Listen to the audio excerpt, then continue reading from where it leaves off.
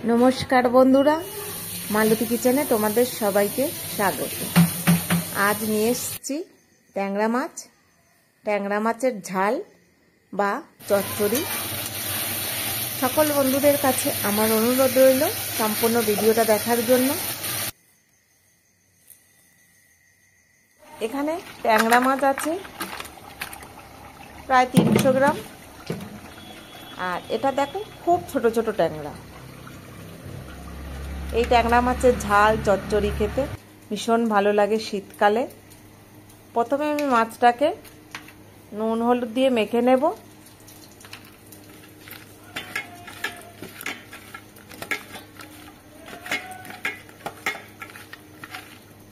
এত ছোট মাছ কাটতেও যেন কি বলবো অনেক সময় লাগে।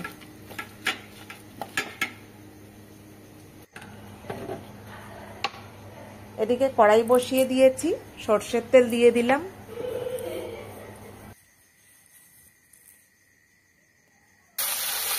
এবার তেলের ওপরে মাছগুলো দিয়ে দিলাম।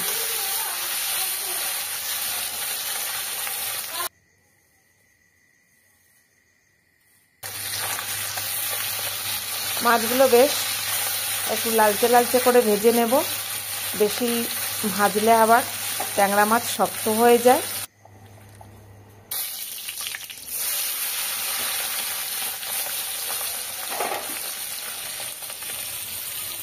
এদিকে দেখো কত বড় হাঁড়িতে ভাত বসিয়েছি। কারণটা জানো তো, এই মাছটা ভেবেছিলাম একটু পেঁয়াজ দিয়ে বেশ ভালো করে করব, কিন্তু বাড়িতে লোকজন এসছে। আমার এটা আজকে রবিবার, তো মাংস হচ্ছে দুপুরবেলা। একবেলা যদি মাংস বা পেঁয়াজ রসুনের জিনিস খাই, ওবেলা তখন একটু অন্যরকম খাওয়ার চেষ্টা করি। তাই এই জন্য রাতের জন্য করে নিচ্ছি।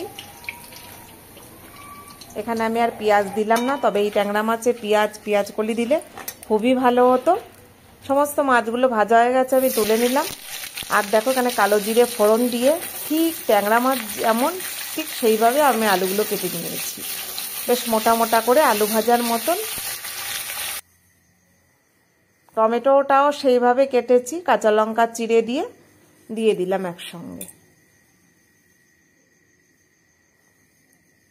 বেশ সুন্দর লাগছে আলুগুলো।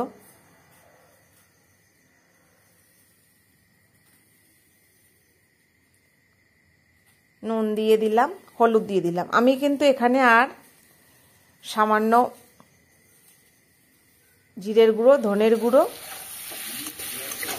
আমি আর এই যে বললাম যে আমি এখানে পেঁয়াজ রসুন কিছু ব্যবহার করলাম না।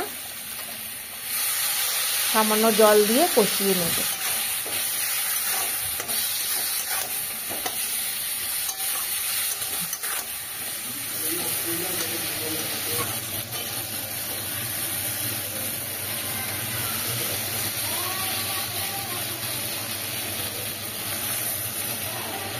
এবার অল্প করে জল দিয়ে দিলাম, যেহেতু আমার আলুগুলো এখানে বলতে গেলে 80% সেদ্ধ হয়ে গেছে।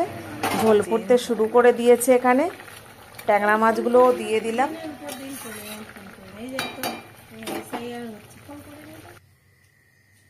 বেশ সুন্দর ফুটতে শুরু করে দিয়েছে।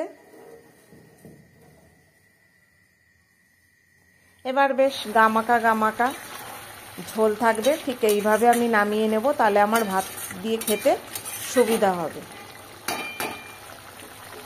করতে গেলাম এক, হয়ে গেল আর এক। ভেবেছিলাম একটু পেঁয়াজ রসুন দিয়ে বেশ সুন্দর করে করব, কিন্তু যেহেতু মাংস হয়ে গেছে আর করা হবে না। আমার রেডি ট্যাংরা মাছের চচ্চড়ি বা ঝাল, নামিয়ে নিলাম। তা বন্ধুরা, এই সময় তো নতুন নতুন ট্যাংরা মাছ উঠবে, তোমরা পারলে আমার বদলে তোমরা করো পেঁয়াজ কলি দিয়ে বা পেঁয়াজ দিয়ে চচ্চড়ি, ভালো লাগবে। আর ভিডিওটা ভালো লাগলে লাইক কমেন্ট শেয়ার সাবস্ক্রাইব করে দিও।